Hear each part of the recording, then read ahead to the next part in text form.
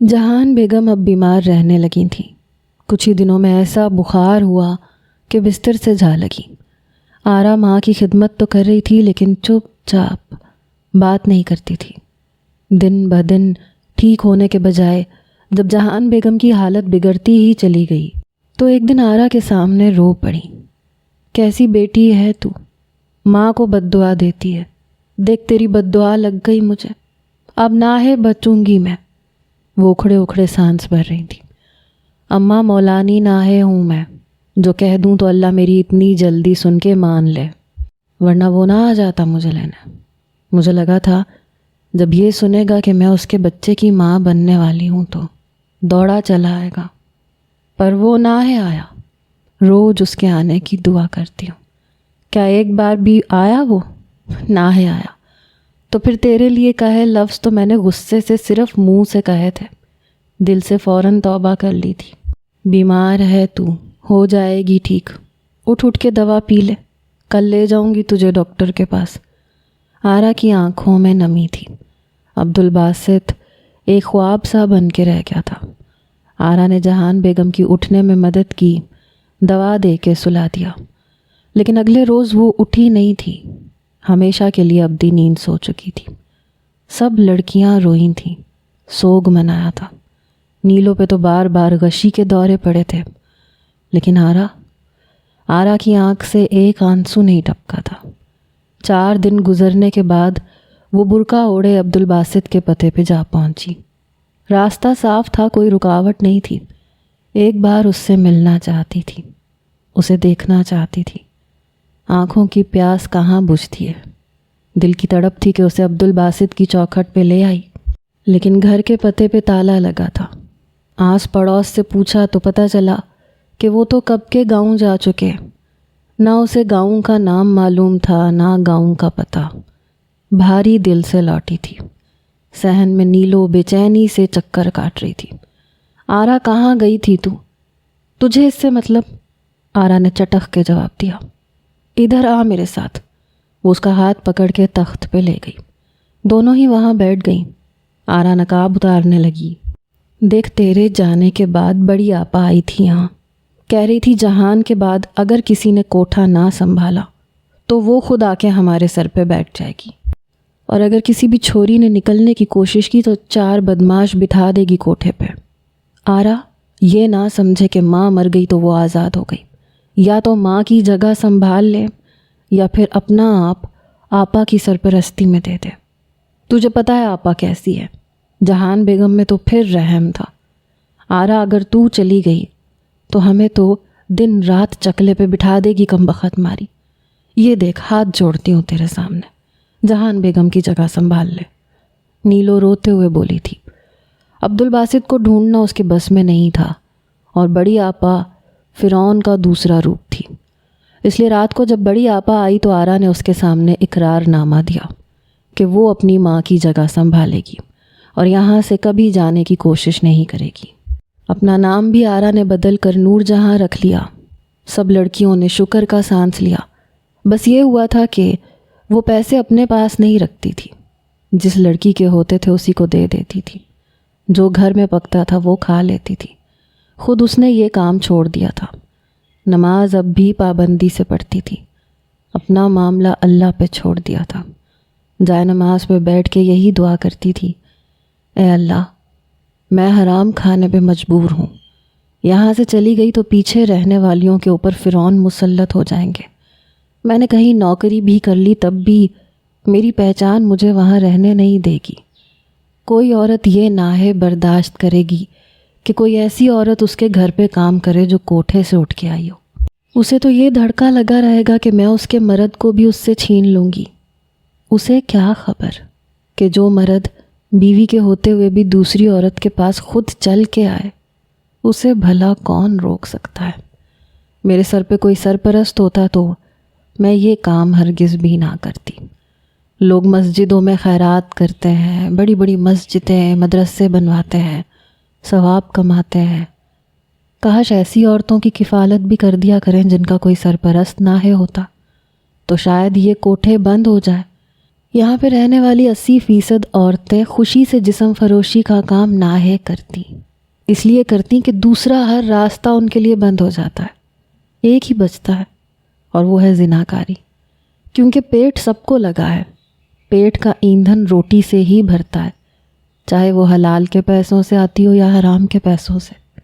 مجھے عبدالباسط نے بتایا تھا کہ میرا اللہ اپنے معاملے میں ایک عمل پہ بھی بخش دیتا ہے، یہ معاملہ بھی تیرا میرا ہے میرے مالک، میں گناہ نہ کرنے پہ اب با اختیار ہوں، اس لیے کبھی ناہے کروں گی، لیکن دوسروں پہ اختیار ناہے ہے میرا، بس ان سے رحم کر سکتی ہوں، تو نیت سے واقف ہے، میرے ہر عمل سے بھی ہے، اس لیے تجھ سے رحم کی طلبگار ہوں۔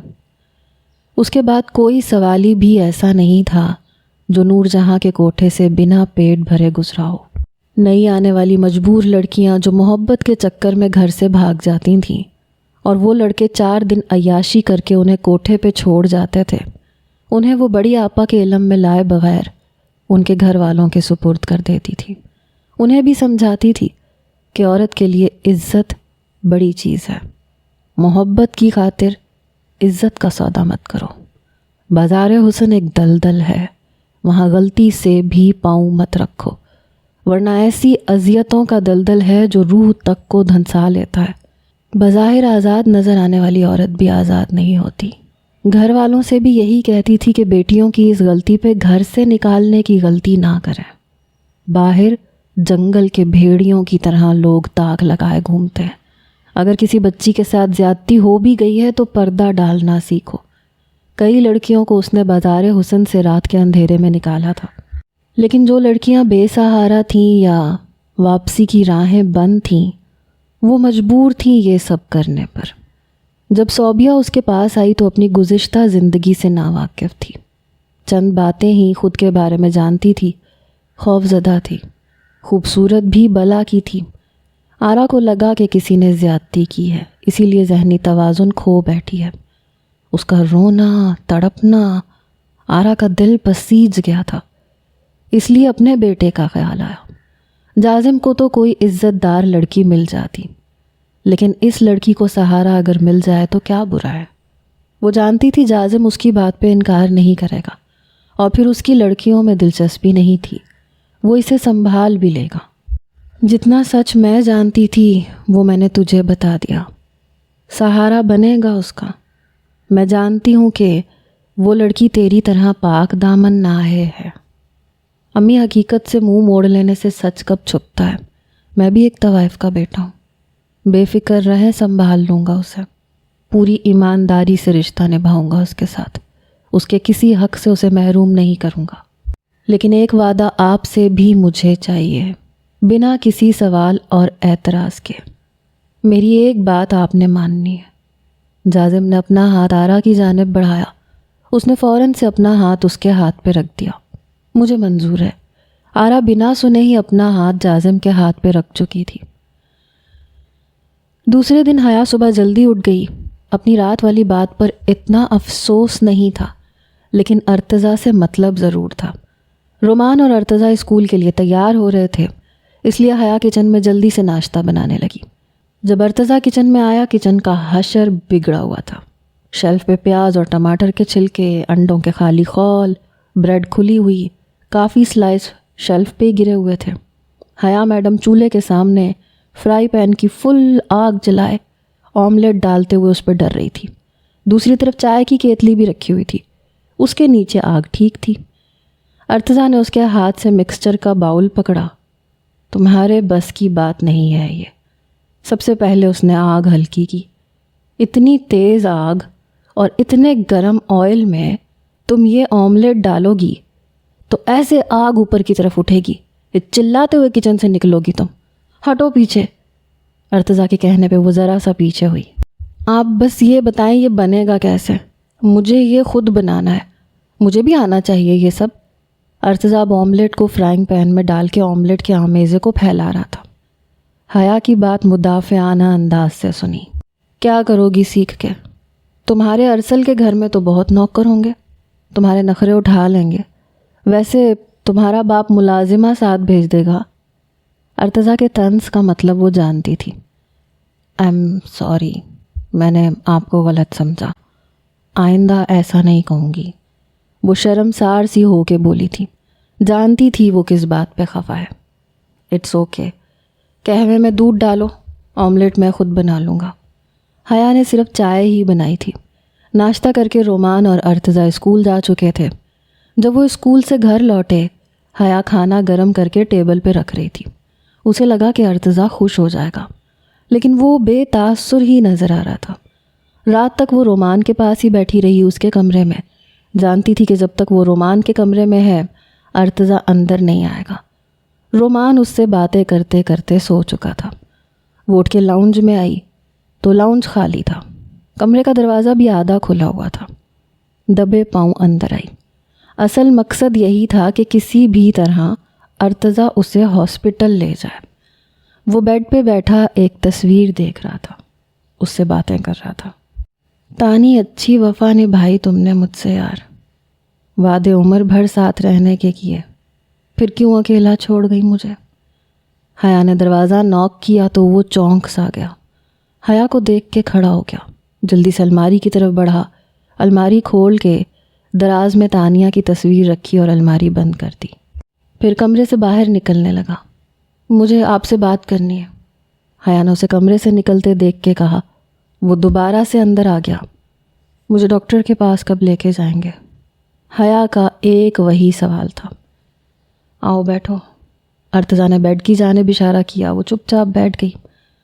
حیا، میں چاہتا ہوں کہ جو بات میں تم سے کہہ رہا ہوں تم اسے پازیٹیو وے سے سوچو اور سمجھنے کی کوشش کرو۔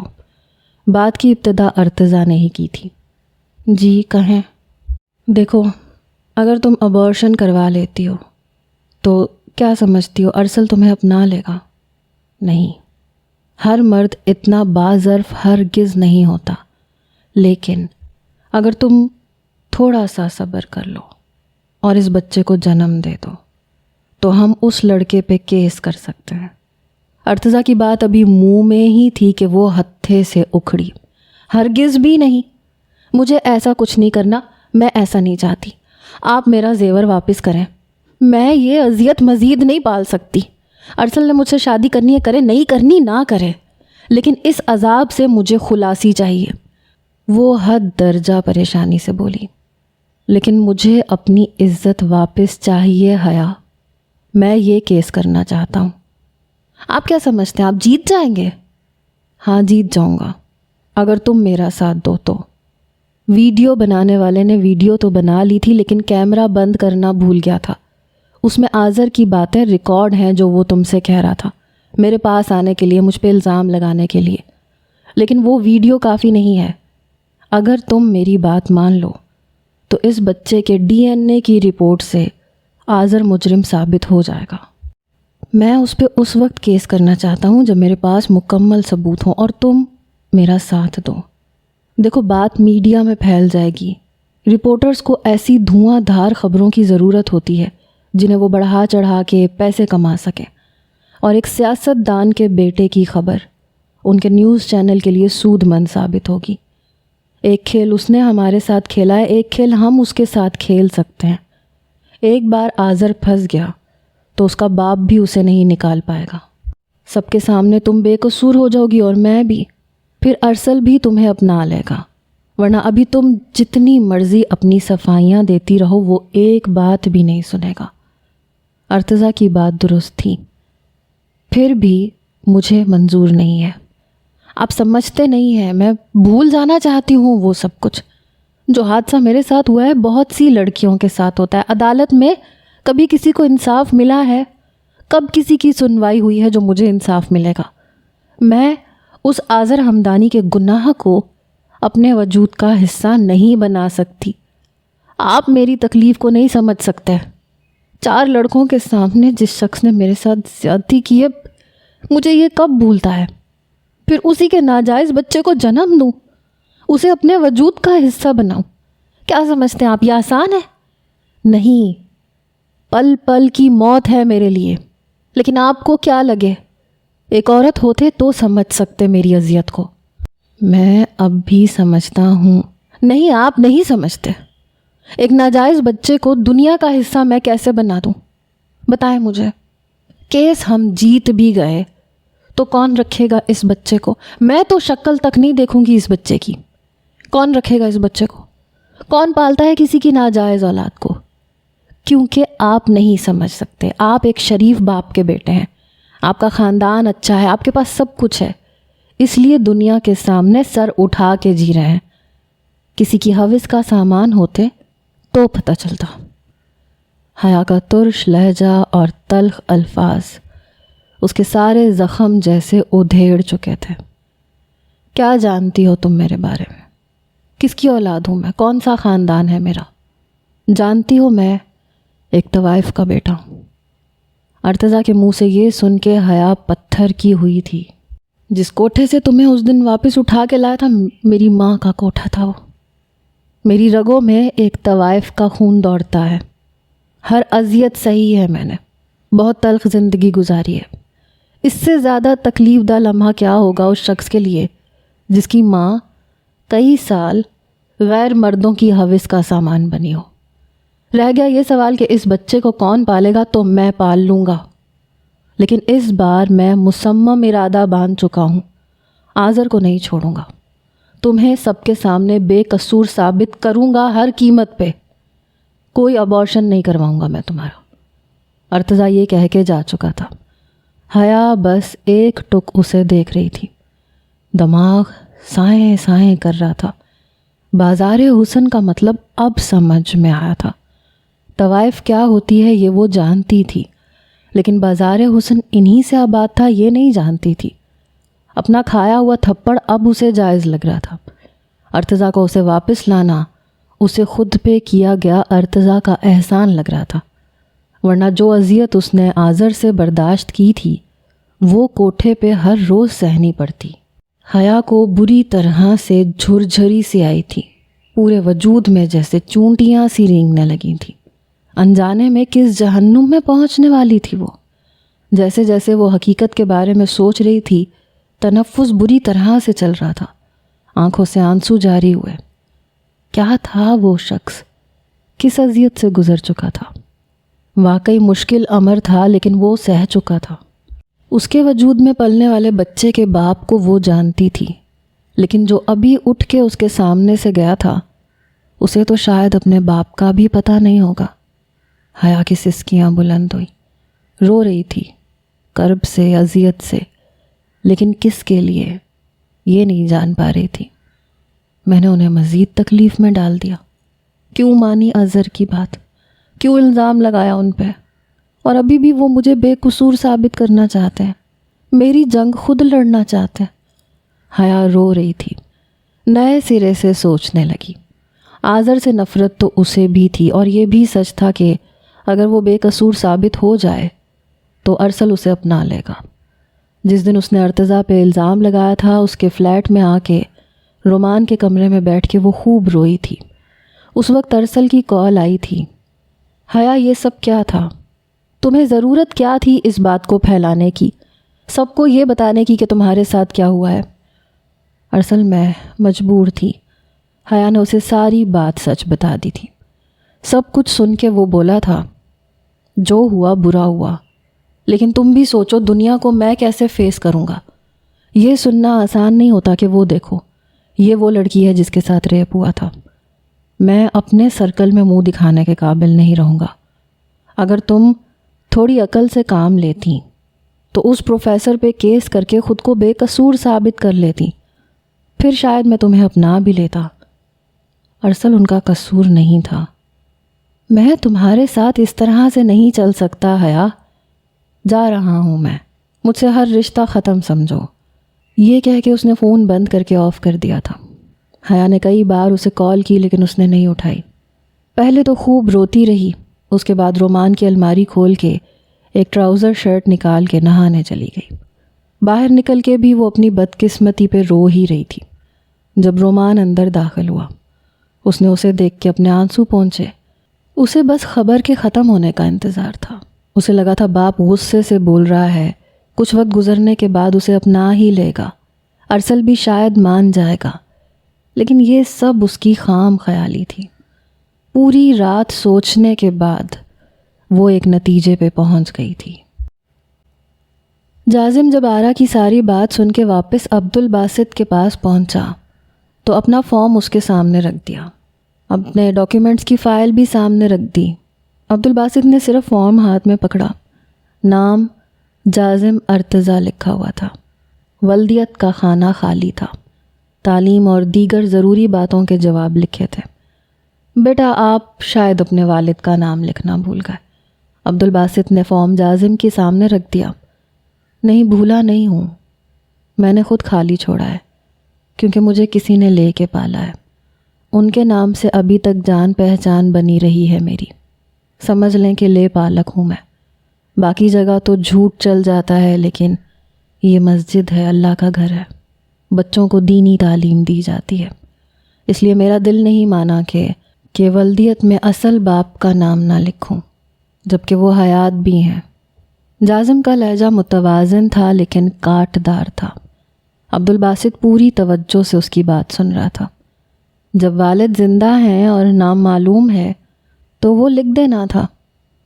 پتہ نہیں مجھے اپنا وہ نام اور حوالہ دینا پسند کریں گے یا نہیں، آپ فی الحال اس خانے کو خالی رہنے دیں۔ عبدالباسط اس لڑکے کو سمجھ نہیں پا رہا تھا۔ ٹھیک ہے، جیسے آپ کی مرضی بیٹا، یہاں پہ رہنے کے کچھ اصول ہیں اور میں اپنے اصولوں کے معاملے میں بہت سخت ہوں، کوتاہی برداشت نہیں کرتا۔ عبدالباسط کافی سنجیدگی سے بات کر رہا تھا۔ جی فرمائیے، میں کوشش کروں گا کہ آپ کو شکایت کا موقع نہ ملے۔ پہلی بات تو یہ کہ یہاں نظر جھکا کے رہنا پڑے گا کیونکہ اردو انگریزی کی جماعت طالبہ بھی لیں گی۔ ویسے تو یہاں صرف لڑکوں کی رہائش ہے لیکن بچیاں ناظرے کے لیے آتی ہیں، اس لیے اردو انگریزی وہ بھی پڑھیں گی، لیکن دونوں کی جماعتیں الگ الگ لی جائیں گی، بچے الگ بچیاں الگ پڑھیں گی۔ میری کوشش تو یہی تھی کہ کسی خاتون ٹیچر کا بھی انتظام ہو جاتا، لیکن بات وہی ہے کہ میرے پاس وسائل بہت کم ہیں، تنخواہ زیادہ نہیں دے سکتا، اس لیے کوئی راضی نہیں ہوئی۔ دوسری بات یہ کہ پڑھاتے وقت اور سبق سنتے ہوئے یا ہوم ورک چیک کرتے وقت بچے اور بچیوں دونوں کے ساتھ آپ ایک واضح فاصلہ قائم رکھیں گے۔ بچوں سے غیر ضروری گفتگو سے اجتناب برتا جائے گا۔ انہیں انگریزی پڑھوانے کا مقصد صرف اتنا ہے کہ دین کی خدمت اور تبلیغ کی خاطر اگر انہیں اس زبان کو استعمال کرنا پڑے تو وہ ہچکچائیں نہ۔ چونکہ آپ کی رہائش بھی یہی ہے تو رات کے وقت کسی بھی استاد کو کسی شاگرد کے کمرے میں جانے یا کسی بھی شاگرد کو اپنے کمرے میں بلانے کی اجازت نہیں ہے۔ ہر کمرے میں کیمرہ موجود ہے اور ہر بچہ اور ہر استاد پہ میری نظر رہتی ہے۔ کمروں کو لاک کرنے کی اجازت نہیں ہے، میں جب چاہوں کھول کے چیک کر سکتا ہوں۔ مجھے جہاں بھی کچھ غلط لگے گا میں بنا پیشگی اطلاع کے آپ کو نوکری سے نکال دوں گا۔ باہر سے آنے والے استاد اور شاگردوں کی تلاشی لی جاتی ہے کہ کہیں کوئی نشہ آور چیز ان کے پاس موجود نہ ہو یا غیر اخلاقی قسم کی کتابیں اور رسالے موجود نہ ہوں۔ موبائل کی اجازت شاگردوں کو ہرگز نہیں ہے اور اساتذہ کسی شاگرد کو اپنا موبائل استعمال کرنے نہیں دیں گے۔ کسی شاگرد کو اگر بات کرنی ہے تو وہ میرے آفس کا فون استعمال کرے گا۔ شاگردوں کو ڈرانا، دھمکانا، ہراساں کرنا سخت منع ہے۔ جی مجھے ایسی کوئی عادت ہے بھی نہیں، میں سمجھ سکتا ہوں آپ یہ احتیاط کیوں برت رہے ہیں۔ یہ اصول اچھے ہیں اور ہر جگہ قائم کر دیے جائیں تو ہم بہت سی برائیوں سے بچ سکتے ہیں۔ جو بات عبدالباسط ڈھکے چھپے الفاظ میں سمجھانا چاہ رہا تھا جازم وہ سمجھ چکا تھا۔ یہ سب باتیں ہارون الرشید نے اس کے اندر ایسے رچ بس دی تھیں کہ ان سے وہ انحراف کر ہی نہیں سکتا تھا۔ لیکن عبدالباسط کیا کرتا؟ دودھ کا جلا تو چھاچھ بھی پھونک پھونک کے پیتا ہے۔ عبدالباسط نے جو اذیت برداشت کی تھی اس کے پیش نظر اپنے مدرسے میں وہ چیل کی آنکھ رکھتا تھا۔ جازم بڑی خاموشی سے عبدالباسط کی باتیں سن رہا تھا۔ مدرسے میں اس نے باقاعدہ کلاس لینی شروع کر دی تھی، بچے بھی بہت دل جمی سے پڑھ رہے تھے۔ عبدالباسط سے جازم کی ملاقات صرف کھانے کے دسترخوان پہ ہی ہوتی تھی۔ ہفتے میں ایک بار عبدالباسط تمام اساتذہ کے ساتھ بیٹھ کر ہنسی مذاق کی محفل بھی کیا کرتے تھے، ساتھ ساتھ دین کی بات بھی ان کے اندر اتارنے کی کوشش کرتے تھے۔ عورت کے ساتھ احترام کے حوالے سے وہ سب سے زیادہ تلقین کرتا تھا۔ جازم نے نوٹ کیا تھا کہ وہ 24 گھنٹے مدرسے میں ہی رہتے تھے، باہر جاتے بھی تو مدرسے کے کام سے ہی جاتے تھے، اور پھر واپس مدرسے میں آتے اپنے گھر کا ذکر کبھی بھی نہیں کیا تھا۔ ایک بار جازم نے عبدالغنی سے پوچھ ہی لیا، تمہارے ابو گھر کیوں نہیں جاتے؟ میرے خیال سے انہیں گھر والوں کو بھی وقت دینا چاہیے، گھر والے ہوں گے تو گھر والوں کو توجہ دیں گے۔ کیا مطلب؟ تمہاری والدہ تو روز کھانا بھیجتی ہیں۔ میری والدہ ابو جی کی بہن ہے، یہ میرے والد نہیں ماموں ہیں میرے والد کے انتقال کے وقت میں بہت چھوٹا تھا۔ ماموں نے کبھی باپ کی کمی محسوس نہیں ہونے دی، بس شروع سے میں نے انہیں ابو جی ہی کہنا شروع کر دیا، سمجھ لو کہ عادت سی پڑ گئی ہے، عبدالغنی نے بتایا۔ تو ان کی اپنی کوئی فیملی نہیں ہے؟ نہیں، امی جان بتاتی ہیں کہ انہوں نے اپنی ساری زندگی دین کے لیے وقف کر دی ہے، گھر نہیں بسایا۔ جازم کچھ دیر تو چپ سا ہو گیا۔ کیا زندگی تھی اس کی، کیا فیملی تھی؟ ماں تنہا کوٹھے پہ رہنے والیوں کی حفاظت پہ مامور، اور باپ یہاں دین کی اشاعت پہ اکیلا چل رہا تھا، اور وہ اپنے ماضی کے بکھرے موتی چن کے پھر سے مالا بنانے کی تگ و دو میں لگا ہوا تھا۔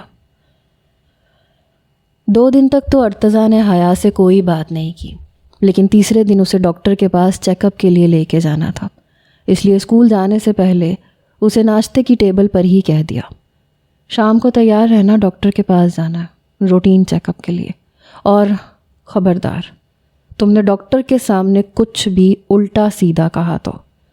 حیا کو تنبیہ کر کے وہ چلا گیا۔ شام کو اسے پھر نئے سرے سے کپڑے لا کے دیے، یہ پکڑو اور 10 منٹ میں انسان کی بچی بن کے باہر آؤ، آئندہ میں تمہیں رومان کے ٹراؤزر شرٹ میں نہ دیکھوں۔ حیا نے خشمگین نظروں سے اسے دیکھا تھا، ویسا ہی روبدار لہجہ۔ پھر شاپنگ بیگ پکڑ کے کمرے میں چلی گئی۔ شلوار قمیض پہنے، دوپٹہ اس نے مفلر کی طرح گردن پہ لٹکایا ہوا تھا، بال کھلے چھوڑے ہوئے تھے۔ ارتضیٰ کی گھوری تیز ہوئی، بال باندھو اپنے، اور دوپٹہ ویسے لو جیسے لڑکیاں لیتی ہیں، ویسے میں نہیں لے سکتی۔ کیوں نہیں لے سکتی؟ وہ اس کے پاس آ کے پوچھنے لگا۔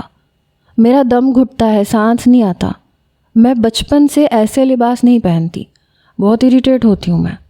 بالوں کو دونوں ہاتھوں سے سمیٹ کے حیا نے اونچی سی پونی ٹیل بنا لی تھی، لیکن دوپٹہ ویسے ہی رہنے دیا تھا۔ اور تمہیں اس حلیے میں دیکھ کے میرا دم گھٹتا ہے، میں اریٹیٹ ہوتا ہوں۔ طریقے سے لو اسے۔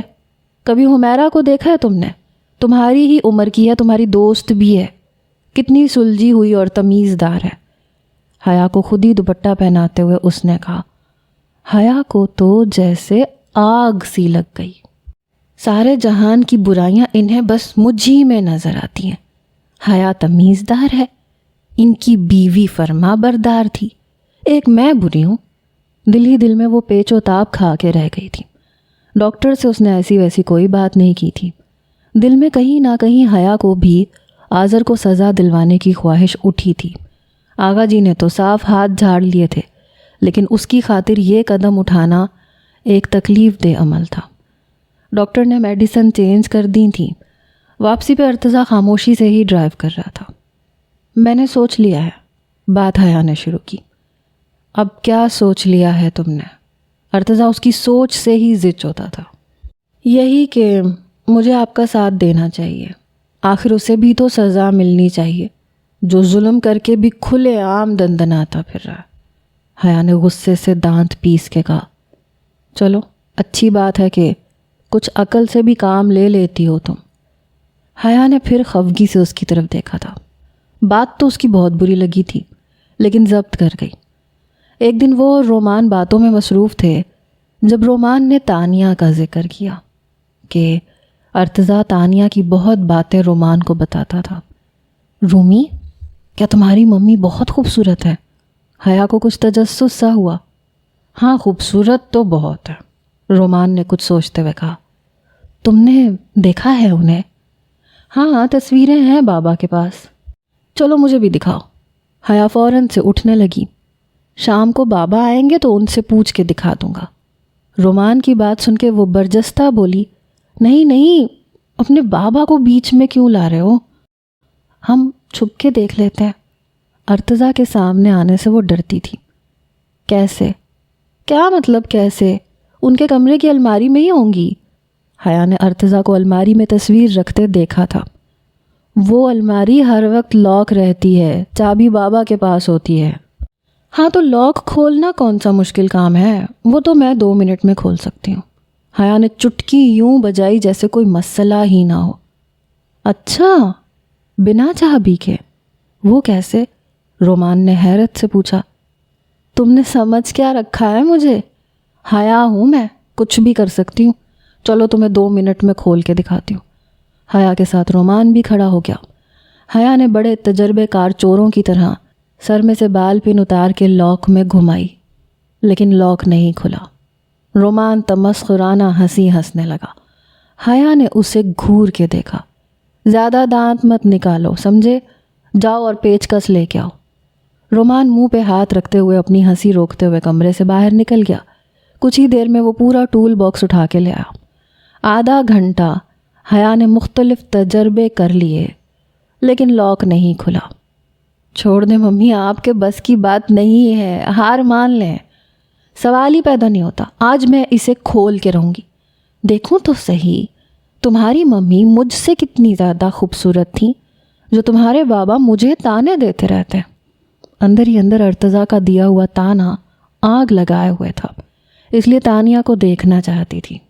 لیکن اسی وقت ارتضیٰ کمرے میں داخل ہو چکا تھا، اس کی بات بھی سن چکا تھا، لیکن وہ لاک کھولنے میں مگن، ارتضیٰ کی آمد سے یکسر بے خبر۔ ارتضیٰ رومان کے پیچھے کھڑا ہو گیا، اس کے کندھے پہ انگلی سے ٹک ٹک کیا۔ رومان نے مدافعانہ انداز سے پیچھے دیکھا اور دنگ سا رہ گیا۔ اس سے پہلے کہ وہ کچھ بول پاتا، باپ نے سخت تیوریاں چڑھائے گھورتے ہوئے اسے چپ رہنے کا اشارہ کیا۔ وہ جلدی سے کمرے سے نکل گیا، پتہ تھا شامت پکی ہے۔ اس دراز کو کھولنے کی اجازت رومان کو بھی نہیں تھی۔ اب ارتضیٰ رومان کی جگہ کھڑا ہو گیا، حیا کے ذرا سا پیچھے خاموشی سے کھڑا تھا، حیا کو زور آزمائی کرتے ہوئے دیکھ رہا تھا۔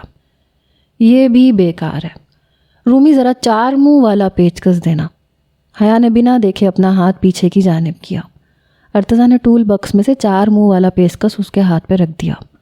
5 منٹ کی تگ و دو کے بعد اس نے وہ پیچکس واپس کر دیا۔ اب کیا کروں، یہ تو کھل ہی نہیں رہا، وہ خود ہی سے بڑبڑائی۔ ارتضیٰ نے چابی اس کے سامنے کر دی۔ لو، اس سے ٹرائی کرو، شاید کھل جائے۔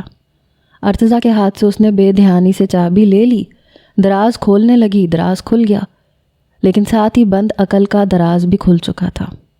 چابی جس نے دی تھی وہ آواز ارتضیٰ کی تھی۔ خوف سے حیا کی آنکھیں پھیلی تھیں۔ اس نے ڈرتے ڈرتے پیچھے دیکھا، وہ ہاتھ باندھے کھڑا تھا۔ وہ سیدھی کھڑی ہو گئی۔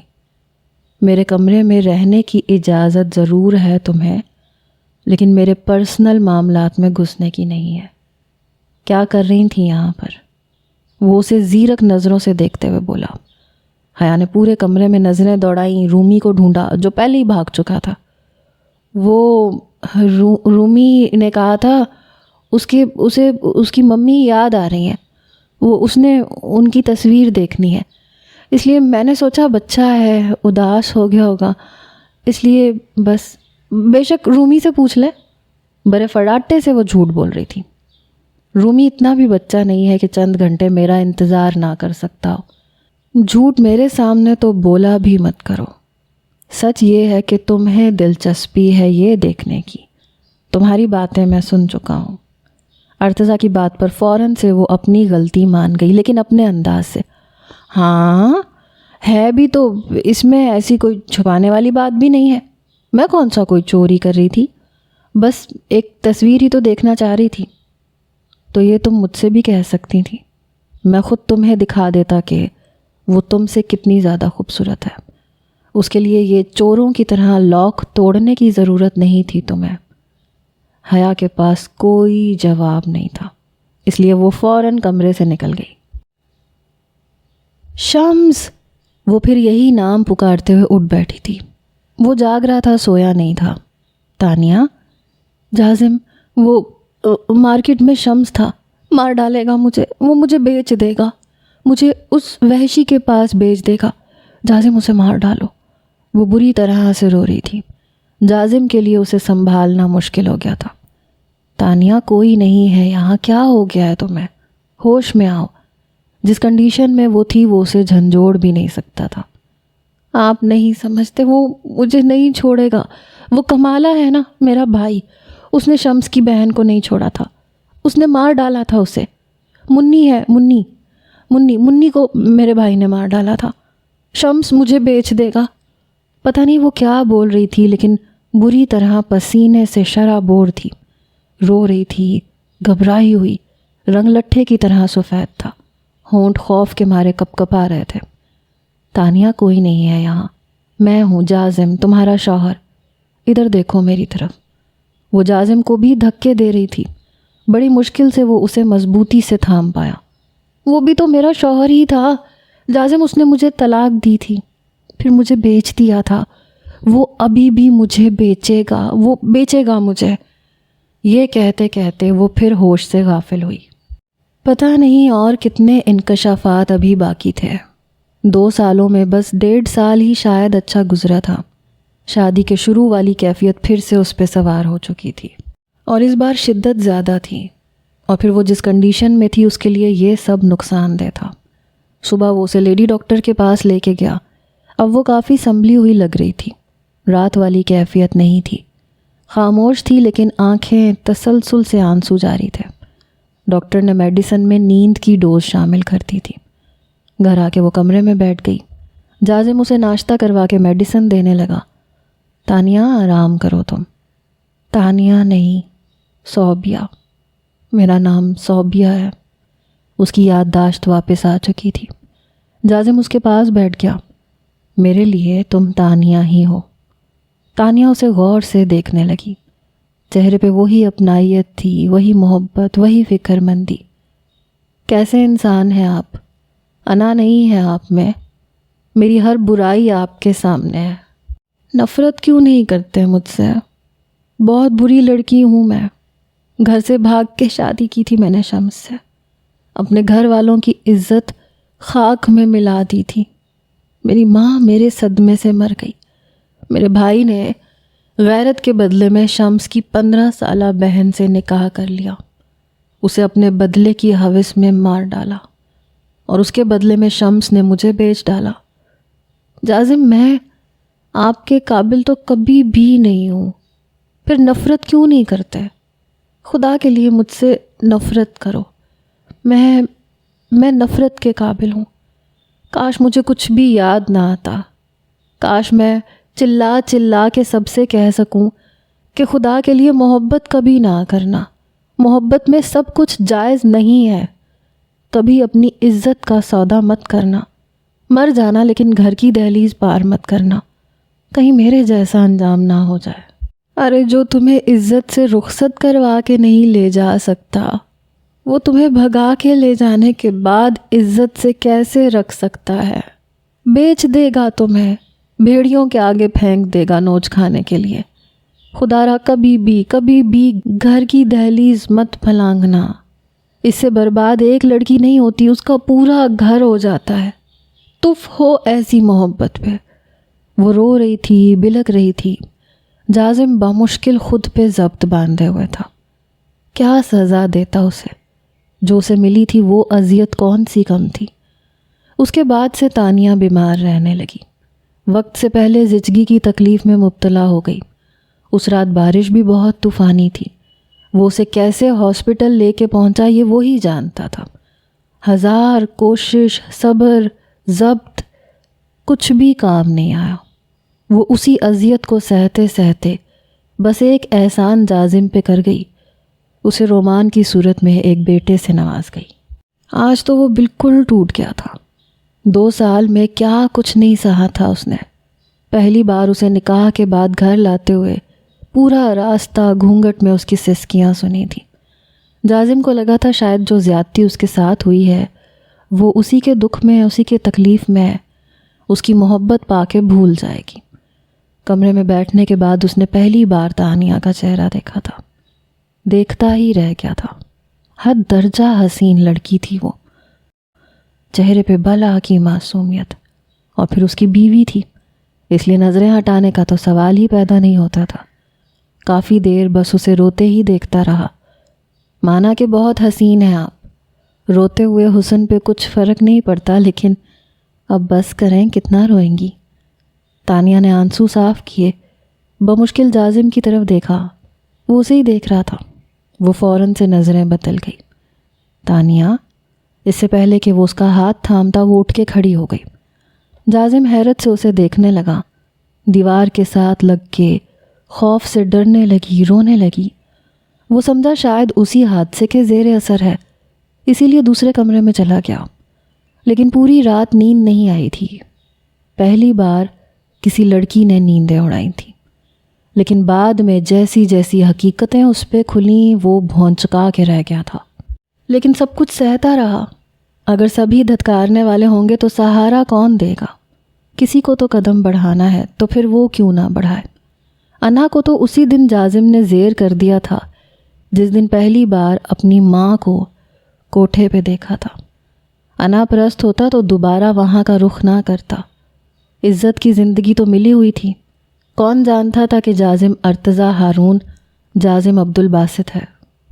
اسکول میں سب ارتضیٰ کے نام سے جانتے تھے، برتھ سرٹیفکیٹ پہ بھی ارتضیٰ ہی لکھا تھا۔ جازم صرف ہارون الرشید بولتے تھے۔ تانیہ زندگی میں آنے والی پہلی لڑکی تھی۔ محبت بھی اس سے پہلی بار دیکھتے ہی ہو گئی تھی۔ پھر جیسے جیسے وہ ٹھیک ہونے لگی، وہ اس کا خیال رکھنے لگی، جازم کی چاہت بھی اور بڑھنے لگی۔ گھنٹوں وہ ہنستے، باتیں کرتے۔ آہستہ آہستہ وہ اس کی کل کائنات بن گئی۔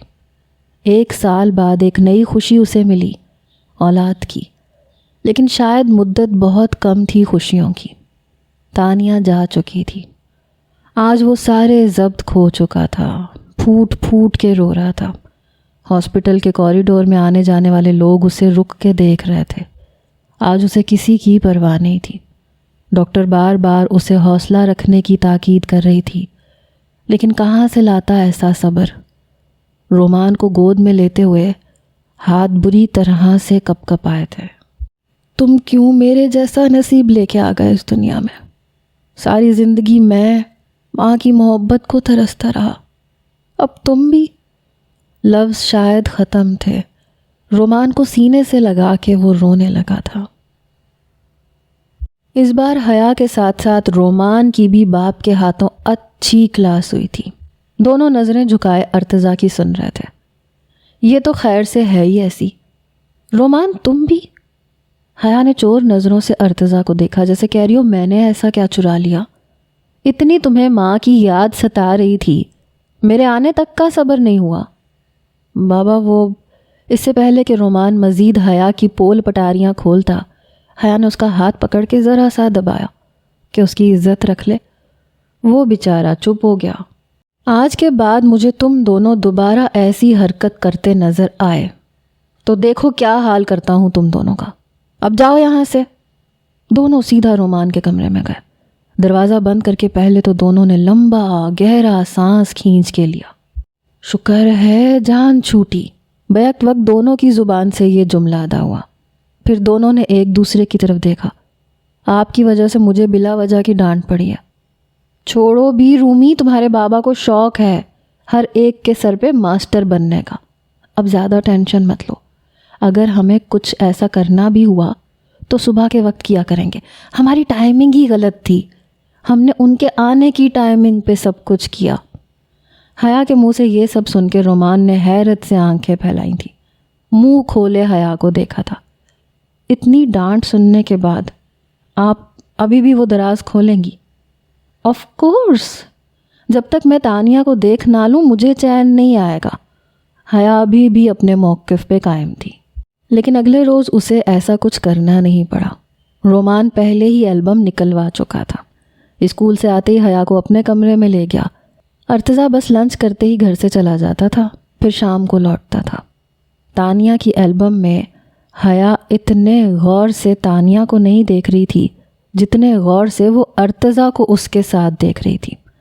10-12 سال پہلے جس قدر وہ ہینڈسم تھا، کئی لڑکیاں تو اس پہ دل ہار بیٹھتی ہوں گی۔ کئی تصویروں میں جازم تانیہ کے گلے میں ہاتھ ڈالے کھڑا تھا، کئی جگہ پہ اسے محبت سے دیکھ رہا تھا، مسکرا رہا تھا۔ مسکرانے سے رخسار پہ پڑتا ڈمپل اس کی دلکشی کو بڑھا رہا تھا۔ تانیہ بلا شبہ بہت خوبصورت تھی، لیکن حیا کو وہ کسی طور بھی اپنے سے زیادہ خوبصورت نہیں لگی تھی۔ ویسے تمہاری ممی مجھ جیسی ہی ہے، مطلب مجھ سے زیادہ حسین تو نہیں ہے، حیا نے اتراتے ہوئے رومان سے کہا۔ ہاں ہو سکتا ہے، لیکن مجھے آپ زیادہ اچھی لگتی ہیں۔ رومان کے منہ سے یہ سن کے تو وہ جیسے خوش ہوئی۔ ہے نا؟ تم بھی مانتے ہو نا میں زیادہ پیاری ہوں؟ ہاں ممی آپ زیادہ اچھی ہیں، کیونکہ میں نے تو جیتی جاگتی ممی کے روپ میں آپ کو ہی دیکھا ہے، مجھے کیا پتا وہ کیسی تھی۔ رومی، تمہارے بابا کے کمرے میں آخری کے وارڈروب میں جو لیڈیز کپڑے ہینگ ہیں وہ تمہاری ممی کے ہیں؟ جی ہاں، وہ بابا نے بہت سنبھال کے رکھے ہوئے ہیں۔ چلو آج میں تمہیں تمہاری ریئل ممی بن کے دکھاتی ہوں، بڑا مزہ آئے گا۔ حیا اٹھ کے دوبارہ ارتضیٰ کے کمرے میں چلی گئی، لیکن میری بات سنیں، اس سے پہلے کہ رومان اسے روکتا وہ کمرہ بند کر چکی تھی۔ وارڈروب بڑے دھڑلے سے کھولا، تانیہ کا ایک میرون کلر کا فینسی ڈریس پہنا اور دروازہ کھول دیا۔ رومان اسے دیکھنے لگا۔ کیوں، لگ رہی ہوں نا تمہاری تصویر والی ممی جیسی؟ رومان نے اس بات میں سر ہلایا۔ نہیں ابھی رکو، البم لے کے آؤ، ہیئر اسٹائل بھی میں ویسا ہی بناتی ہوں۔ حیا نے البم پکڑی اور تانیہ کی تصویر کو دیکھتے ہوئے بالکل ویسا تیار بھی ہو گئی۔ اب بتاؤ رومی، لگ رہی ہوں نا تمہاری ممی جیسی؟ رومان کبھی اپنی ماں کی تصویر کو دیکھ رہا تھا، کبھی سامنے کھڑی حیا کو۔ بہت حد تک وہ تانیہ سے مل رہی تھی۔ عین اسی وقت لائٹ بند ہوئی۔ اوہ شٹ، آپ یہی رکیں، میں کچن سے موم بتی لے کے آتا ہوں۔ رومان کمرے سے باہر چلا گیا۔ ارتضیٰ اسی وقت واپس آیا تھا، چابی سے مین گیٹ کا لاک کھولا اور اپنے کمرے میں چلا گیا۔ کمرے کے بند ہونے کی آواز سے حیا کو لگا کہ رومان ہے، لیکن موبائل کی ٹارچ لائٹ جلتے ہی سیدھی روشنی اس کی آنکھوں پہ پڑی۔ اس نے فوراً سے بازو اپنی آنکھوں پہ رکھا، لیکن سامنے والا اپنے ہوش کھو بیٹھا تھا۔ خواب تھا جو حقیقت بن کے سامنے کھڑا تھا۔ موبائل ارتضیٰ کے ہاتھ سے چھوٹ کے بیڈ پہ گرا۔ ٹارچ لائٹ کی روشنی بند ہو چکی تھی۔ تانی، ملک جیسے اندھیرے میں اسے لگا تانیہ سامنے کھڑی ہے۔ چند قدموں کا فاصلہ پل بھر میں دور ہوا۔